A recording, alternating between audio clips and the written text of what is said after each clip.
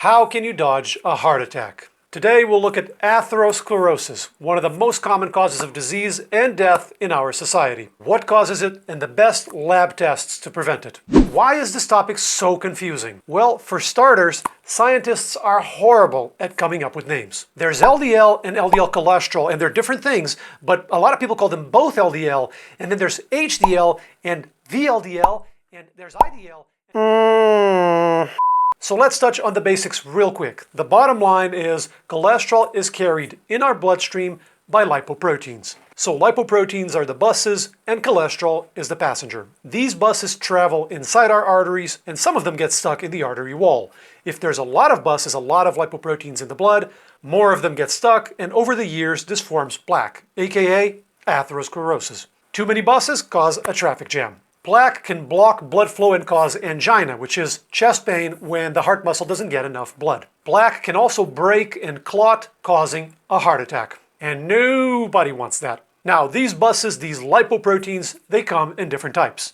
There's LDL, or low-density lipoprotein. You've heard of that one. There's also VLDL, or very low-density lipoprotein. I told you scientists suck at this name thing. LDL and VLDL belong to the same family. They're related. We're simplifying this a bit. In reality, there's a couple more members of that family, and there's another family of lipoproteins, but these are the two main ones that cause atherosclerosis. So just like Greyhound is a large company that includes several bus lines, one that goes to New York, one that goes to Chicago, etc., this large family of lipoproteins includes several bus lines.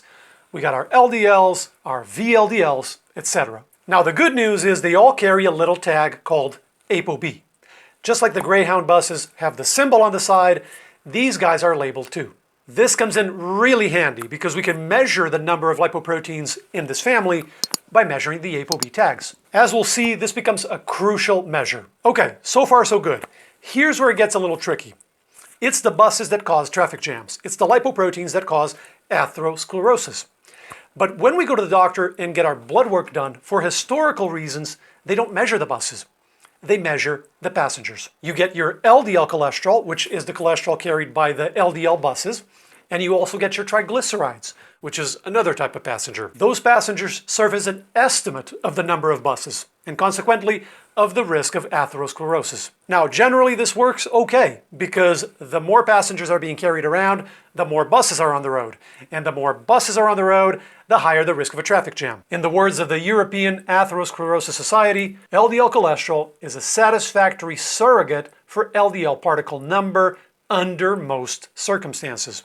So, having high LDL cholesterol is usually a red flag. And the same for triglycerides. Online, you'll see this game of my marker is better than yours, with some people focusing exclusively on LDL cholesterol and saying triglycerides are irrelevant, and some other people saying no, focus on the triglycerides and forget the LDL cholesterol. But of course, these are both markers of lipoproteins that cause atherosclerosis. Neither one is supposed to be sky high. Picking one of these markers and ignoring the other is like pulling up the blanket and uncovering our feet. They're both useful, and neither one is perfect. These researchers spell it out. The risk of atherosclerosis is determined by the concentration of ApoB particles, regardless of lipid content. So the benefit of lipid lowering, meaning lowering cholesterol or triglycerides, should be proportional to the reduction in ApoB, regardless of the change in LDL cholesterol or triglycerides. For most people, the number of passengers reflects the number of lipoproteins, so they're a decent indicator of risk. But in the exceptions where they don't, where there's a mismatch, it's the number of lipoproteins that determines risk, not LDL cholesterol or triglycerides. So the excessive focus on the passengers, on these markers, misses the point. This mismatch between number of passengers and number of buses happens in about 25% of people. Some of us have normal number of lipoproteins, so normal ApoB, but they're packed with passengers, they're overcapacity.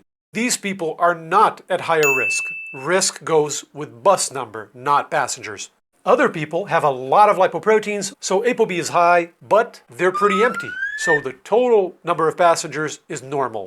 And those people are at higher risk of atherosclerosis because the number of buses is high. So LDL cholesterol and triglycerides are kind of like the check engine light in your car.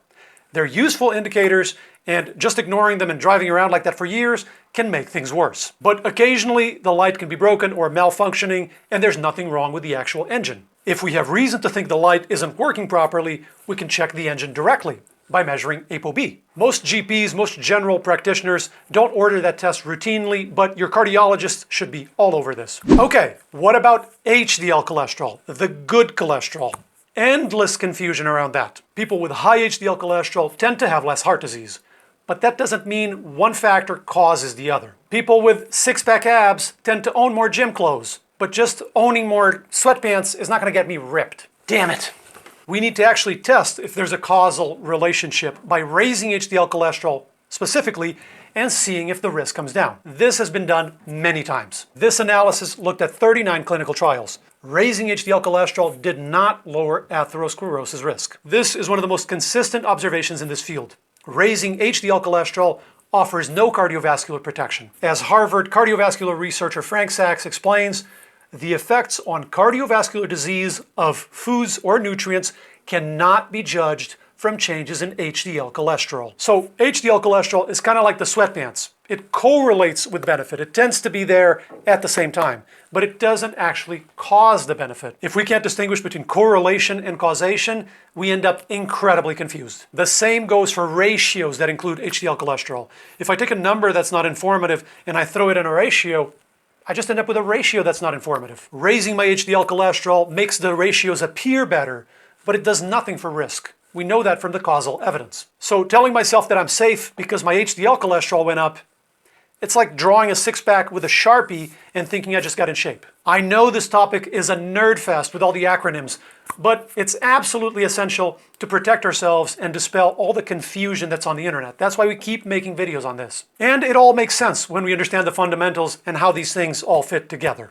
So here are the key concepts to dodge atherosclerosis and dodge that heart attack. Number one, if the ApoB buses, the ApoB lipoproteins, are high, that raises our risk of atherosclerosis. Number two, we can measure the ApoB lipoproteins directly by measuring the ApoB tag. That's what the lab test is called, ApoB. Number three, passengers like LDL cholesterol and triglycerides are useful estimates of risk. Either one being high is a red flag, but neither one is perfect. And number four, be careful with other markers that just correlate but have no causal relationship, like HDL cholesterol.